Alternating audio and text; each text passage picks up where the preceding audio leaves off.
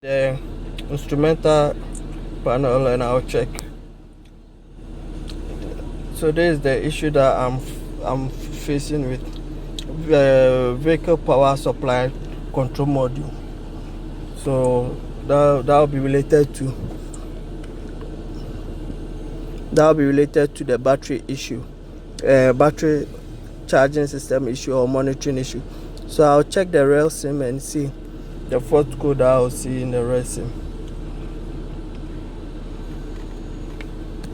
So we'll check the rail sim and see the issue in the rail sim. So the rail sim is reporting about battery control module. So I'll check my wiring diagram and go and check the battery control module. I'll check the power and ground and the communication on it. So now let me shut out the vehicle and turn the key on and check the system. Where the battery control module is located. This unit is the battery control module. So I'll unplug it and test for power on it. So with my wiring diagram, I'll check for power on this battery control module. Then I'll know what to do from there. So I'll check for power and ground and check the communication line. I'll check pin 7. It has green corrosion. Pin 7 is the power, which is this cable, which is this one. Pin 7 is the power because when you fit it this way, you can locate pin 7 here. So pin 7 is power. I'll place it in and check if my multimeter will read the power, and you can see I'm getting 12 volts. So now what I have to do is I have to check the CAN line, and this is the twisted wires.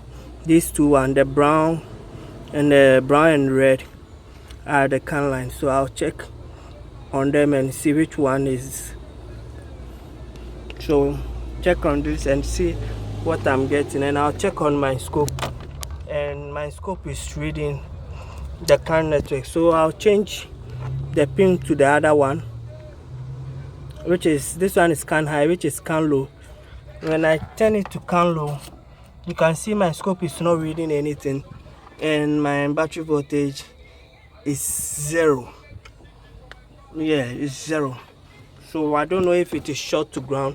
So I'll continue my test and see before I can do anything else why that line is short to ground. That's why I'm not having communication with the battery control module. So this is the battery control module itself. So I'll check the system and see why. And test lead to ground. I switch my multimeter to continuity testing to see if it is short to ground, and you can hear the beeping sound. So this is the connection and this is the multimeter. You can hear the beeping sound, which tells me that that CAN line is short to ground. So I have to trace it and figure it out.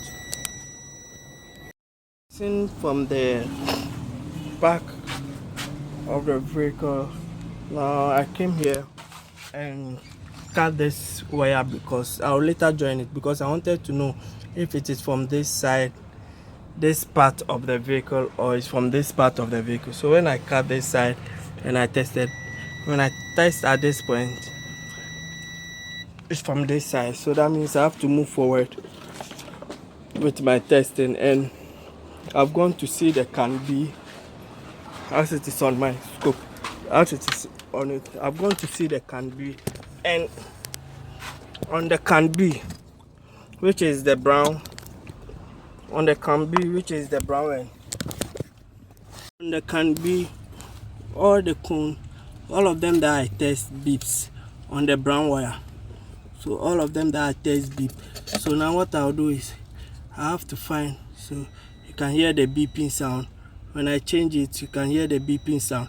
So on this CAN, all the CAN low is shorted to ground. So what I'll do is I'll take the cone off and try and figure out if I can find the exact one which is bringing the ground on that cone.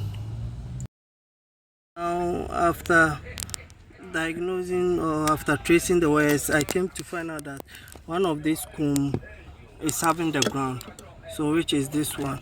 So I'll test it and you hear the beeping sound. on the brown wire. This is the black. So let me test on the brown wire and see. For now, I don't know which control unit is doing that. So you can hear the beeping sound. That means this one is what is carrying the ground. This unit is carrying the ground. So I've taken it out and I'm going to scan the system and see if still the vehicle will report the battery issue. And I'm going to test the CAN also at the back. So what I'll do is I'll test the CAN network on these two pin 8 and 10. So let me plug in. This is the one we used to have ground on, and you can see there's CAN communication on it. And this one also, you can see there's CAN communication on it. So now I'll try and plug it in and scan it and see what the unit will give me. So that means now the CAN communication is working. So I'll scan it again and see the photo. This side of the cone, and I've checked, and it is this one which is having the ground on it. So you check it and you hear the beeping. So you can hear the beeping, and when you check on this side, so that means there's another ground on this line. So I'll check it again and see if I can verify it. So now I've tested and now there is no ground on it. So I'll check the wiring diagram. So the ground is on these two units. I'll check the wiring diagram and see what unit is this. So this one contains ground. Yes, it is 0241 75 0282 and a 0557 4026 96 0557 4026 96. And this one also contains ground. Yes, and there is no ground on this.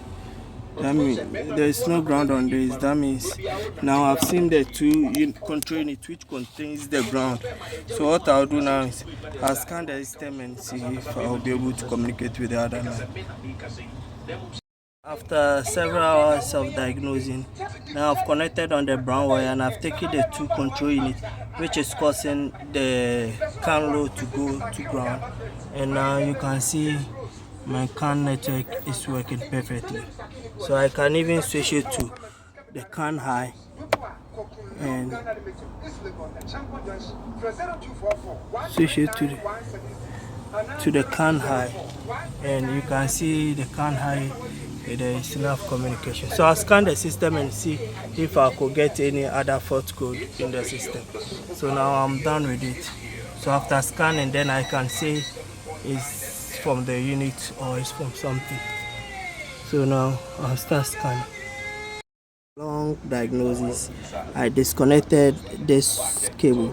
So this what sends the communication from this side to this side, and I think it has been shorted to ground. So what I did is I bypassed it. So I disconnected this side also and I bypassed it, and I have jumped across the cable so that it could communicate. And after that, now I'm able to communicate with a lot of the modules like the airbag and all the modules on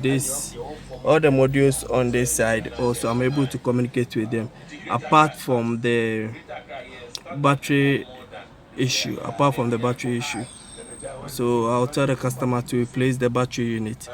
Then I'm done with my diagnosis. Thank you for watching. Subscribe to my channel for more videos. So now I'm able to communicate with 28 units. So I think when I add a battery module, it will be 29. Thank you for watching. Subscribe to my channel for more videos.